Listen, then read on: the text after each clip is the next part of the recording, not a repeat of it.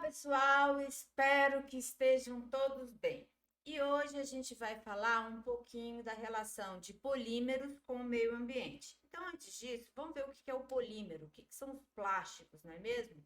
Então, gente, os plásticos são polímeros formados pela união de grandes cadeias moleculares, certo?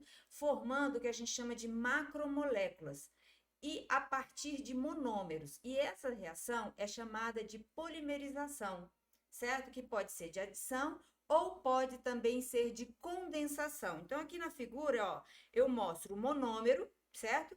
Que a partir desse monômero, você pode, de uma cadeia menor, você pode fazer uma cadeia imensa, com 2.000 monômeros e bem mais, tudo bem? Que são chamados de quê? De polímero. Então, dois são chamados de dímeros, três são chamados de trímeros, e a partir de 4 monômeros são chamados de polímeros, certo? Então, as matérias-primas principais para a produção de materiais plásticos são o petróleo, o gás natural, e também pode ser obtido a partir de fontes renováveis, como, por exemplo, o etanol, que é proveniente da cana-de-açúcar. E a gente também vai ver a partir também do milho, certo? Então, primeiro vamos ver da cadeia petroquímica do plástico. Então, veja bem, você tem aqui o petróleo, certo?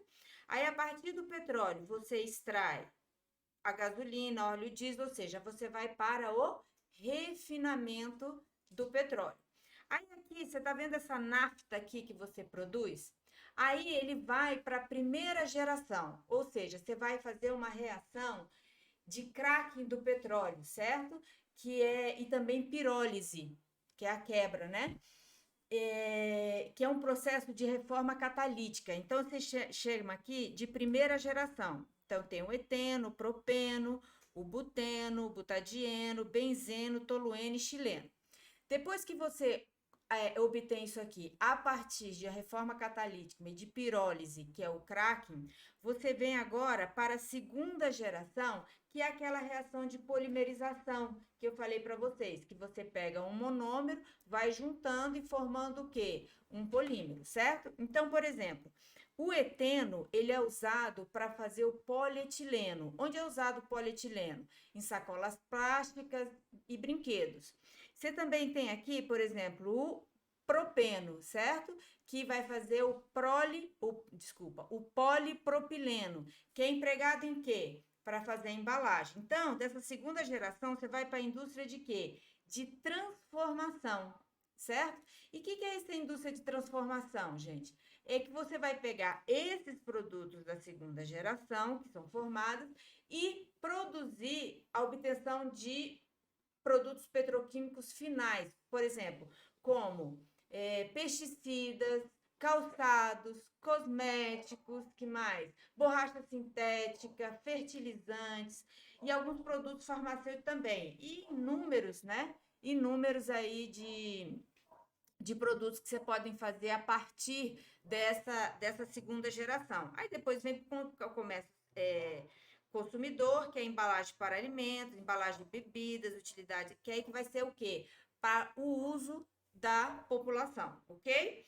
Que traz para a gente um conforto muito grande, essa produção desses plásticos aqui, e uma melhor qualidade de vida também. Então, veja bem, aí, dependendo do plástico que eu obtenho, ou seja, a partir do polímero que eu obtenho, eu posso classificar esses polímeros. Por exemplo, eu posso ter polímeros naturais, certo? Que são aqueles existentes na natureza de forma polimérica. Por exemplo, o algodão, a madeira, que tem a celulose, o cabelo é um polímero, látex, a caseína, que vem do leite, que todos eles aí são polímeros. Eu tenho os polímeros sintéticos, certo? Que são obtidos a partir de reação química, que a gente acabou de ver. Tenho também os termoplásticos. O que são aqueles termoplásticos, gente? São aqueles polímeros que, quando a gente aquece, ele derrete, certo? Por exemplo, a sacola plástica, o PVC. Então, pelo aquecimento, a gente consegue moldar. Então, esses daí são chamados de termoplásticos. Tem também, gente, os termofixos. Quem são os termofixos? É aquele que você molda, mas depois não dá para você fundir novamente, tudo bem? Por exemplo, sabe O cabo da panela que a gente tem, que é aquele cabo preto, aquilo é um polímero chamado de baquelite, tá certo? Então você pode ver que quando você põe a panela mais ou menos assim que, né, errada na boca do fogão, que ele começa, o fogo começa pegar ali, certo? Ela não amolece, você começa a sentir um cheiro ruim. Por quê? Porque aquilo dali vai degradando, ele não amolece, ele vai se transformando em CO2 e outros resíduos aí, tá bem? Porque ele é termofixo, certo? Ele não vai derreter com o aquecimento, não, ele vai se decompor com o aquecimento, ok? E tenho também, gente, os os elastômeros, que são conhecidos como borracha, que uma vez moldados não podem ser fundidos novamente. Porém, podem ser reaproveitados como cargas de enchimento em outros produtos. Exemplo, borracha natural, látex, borracha sintética. Por exemplo, essa do pneu aqui, eu já vi muito tatame de judô que por baixo eles reutilizam esse de pneu, eles criam lâminas e lá embaixo são todos feitos de pneu, de lasca de pneu, ok? Bom, e daí? O grande problema desses polímeros é o seguinte, que uma das razões que fazem os plásticos ser materiais de uso cada vez mais difundido é a sua durabilidade, certo? Consequência dessa estabilidade dessas macromoléculas, certo? Então, que confere resistência aos diversos tipos de degradação. Alguns tipos de plásticos necessitam de séculos para se degradar. Olha só, os sacos, sacolas plásticas, olha só, luvas de borracha por tempo indeterminado. A gente ainda não sabe nem quanto tempo isso aí vai conseguir degradar.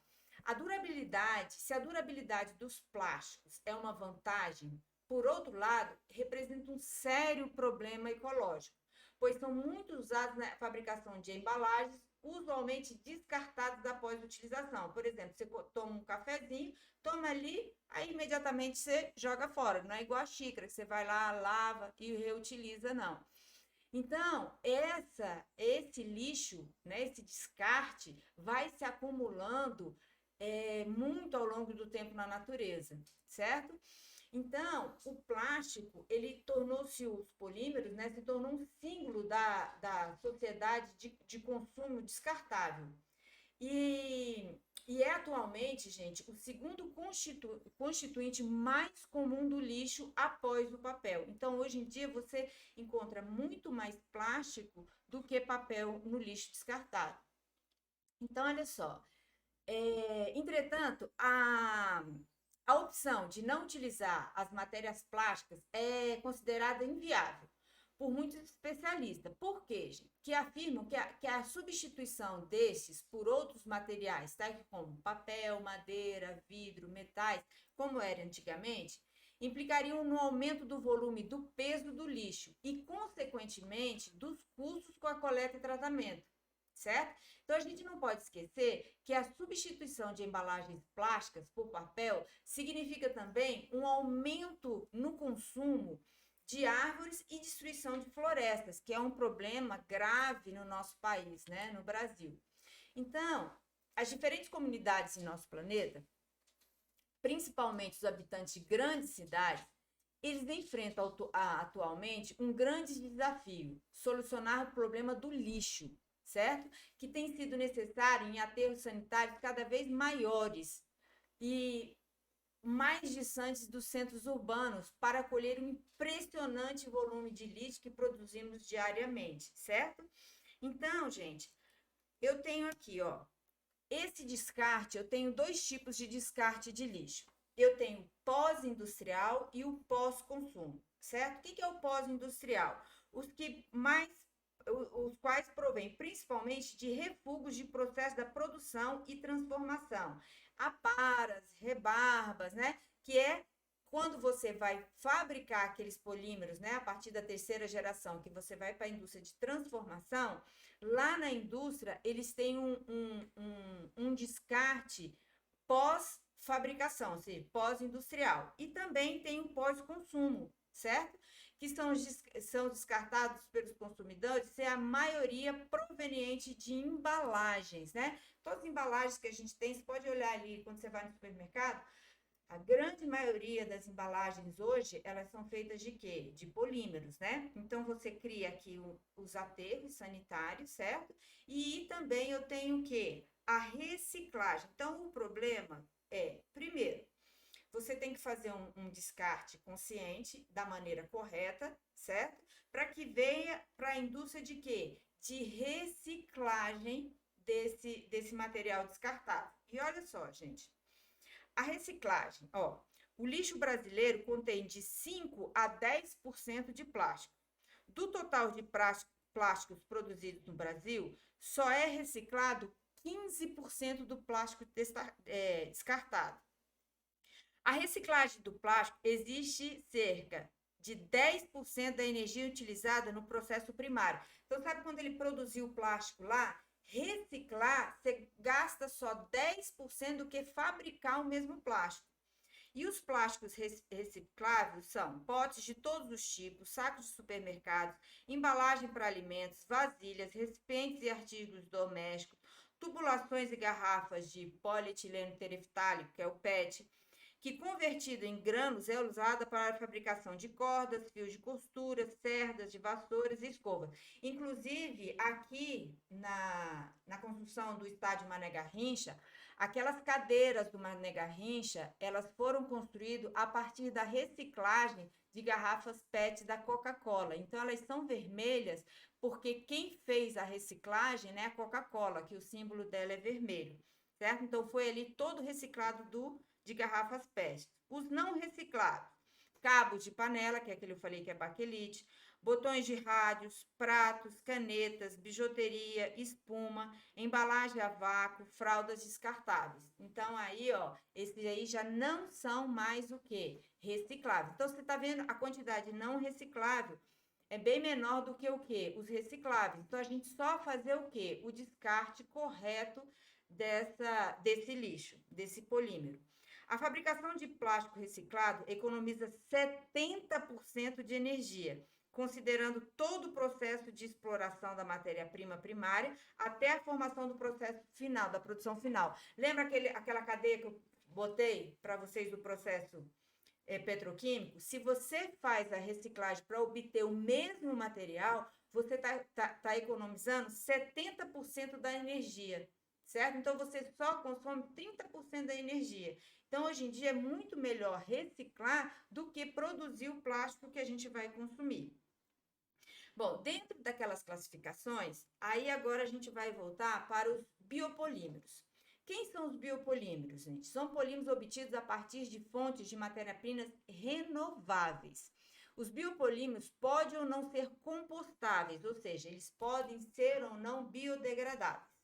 Então, eu tenho aqui, ó, quais são os tipos de biopolímeros? Eu tenho o polietileno verde, eu tenho também o PVC verde. Quem são esses verdes, esses plásticos verdes que a gente diz? Eles são polímeros produzidos por reação de polimerização convencional, utilizando matéria-prima de origem renovável, sustentável, como o etanol de cana-de-açúcar. Possui as mesmas propriedades do material obtido por fontes convencionais, que são aquelas do petróleo, e não é biodegradável. Então, gente, já existem sacos e embalagem de produtos disponíveis no mercado com o chamado plástico verde. Esse plástico é feito a partir da cana-de-açúcar, que é matéria-prima renovável, ao contrário do petróleo, o que é uma vantagem, certo? Porém, só que ele não é biodegradável, isto é, ele não se decompõe. Então, assim como o plástico comum, feito a partir do petróleo, esse plástico verde vai continuar causar problema nas cidades e na natureza, como entupimento de bueiro e a morte de animais que consomem fragmentos desses plásticos. Além disso, o plástico verde é bem mais caro, gente, que o plástico comum, tá certo? Depois, eu tenho o PLA, que são polímeros obtidos a partir do ácido lático produzido pela fermentação do milho. Esse material é biodegradável, ele é compostável, certo? O que quer dizer esse plástico compostável, gente. Olha só, muitos supermercados estão vendendo as caixas, nos caixas de supermercado, as sacolas plásticas biodegradáveis, feitas a partir do milho. Segundo os fabricantes, né, a decomposição leva cerca de 6 meses apenas. Olha só, em comparação à sacola plástica, que era mais de 100 anos, não é isso? Para que isso aconteça, gente, é preciso que o material seja encaminhado para usinas de compostagem, que não são comuns no Brasil, certo? Que utiliza principalmente, no caso do Brasil, os aterros sanitários. Então, o ambiente dos aterros sanitários não é apropriado, por quê? Porque ele é anaeróbico e eu preciso de ambientes aeróbicos. Não tem característica de biodegradação para esse tipo de sacola. E outra coisa, o preço do plástico biodegradável também é mais alto do que o plástico comum. Então, não é essa sacolinha plástica, não é você descartar e ir para um aterro sanitário, porque lá ela não vai ser, não é biodegradável, certo? Ela não vai sofrer a degradação. Então, você teria que mandar para uma usina de quê? De compostagem para fazer a degradação. E eu tenho esse aqui é polihidroxialcanoato, certo? Que são polímeros produzidos por micro-organismos ou bactérias modificadas geneticamente. Esses micro-organismos sintetizam polímeros que são extraídos e usados como plásticos. Esses materiais são biodegradáveis. Então, olha só. Olha os polímeros biodegradáveis aí, gente. Então, a gente diz que ele é biodegradável porque ele pode ser degradado sob a ação de elementos vivos, né? No Brasil, estão sendo desenvolvidos plásticos biodegradáveis que se dissolvem em contato com a água ou a terra. Produzidos com resinas provenientes de cana-de-açúcar, milho, trigo e batata, esses materiais estão sendo apontados como ecologicamente corretos. Esses novos plásticos deverão ser utilizados em produtos de consumo rápido, como talheres, aparelhos de barbear, pentes, cotonetes, absorventes de higiene, fraldas, utensílios médicos hospitalares. Que lembra que a gente viu lá atrás que esses materiais, eles não eram recicláveis. E olha só, na Europa já existem sacos para embalar mudas de plantas que são absorvidos pela terra. E algumas indústrias norte-americanas estão produzindo os brinquedos de plásticos biodegradáveis. A produção é ainda pequena devido ao preço elevado. Por exemplo, o quilo de plástico sintético custa em torno de $1,60, enquanto o biodegradável custa de 4 a 10 dólares. Então, esse plástico pode ser até 10 vezes mais caro do que o plástico que vem do petróleo. Tudo bem? Então, olha só, gente. Com isso, sabendo disso tudo, qual é o problema do plástico? A vantagem dele é porque trouxe uma comodidade para a gente. Olha, se você olhar em sua volta, a maioria é o quê? É plástico. Se você olhar para o seu computador, olhar para sua mesa, qualquer lugar que você olhe, você vai achar o plástico. O que trouxe uma qualidade de vida para nós muito grande, certo? E olha só, gente, mas qual é o problema do plástico? É o descarte inadequado, que pode causar o quê? Danos para a natureza. Olha só, olha quando ele é descartado na natureza, ó. Tá vendo? Olha a tartaruga aqui que ficou com a embalagem aqui, parece que daquela latinha, engradado de latinha, não é isso? Olha o passarinho. Essa baleia aqui, gente, ela foi encontrada na Escócia com cerca de 100 quilos de lixo emaranhado no seu estômago, certo? Quando foram fazer a necrópsia dela. E a maioria era o quê? Plástico, que ele não vai ele não consegue digerir. Ah, professora, mas por que eles comem plástico? Porque não é igual o cachorro que vai cheirar e vai sentir o cheiro. Eles não conseguem diferenciar o plástico que pode comer ou não pode comer, entendeu? Então, eles acabam ingerindo isso daí, o que causa um dano ecológico muito grande. Então, gente, é isso aí. Então, a gente pode estudar, aumentar a tecnologia, mas se não tiver consciência para esse uso de polímeros, dos plásticos, aí a gente vai cada vez mais fazer a degradação da natureza, ok, gente? Então, espero que eu tenha ajudado vocês, né, na parte de conscientização, que vocês viram aí que é possível, mas cada um tem que fazer a sua parte, ok? Então, gente, bons estudos e até a próxima.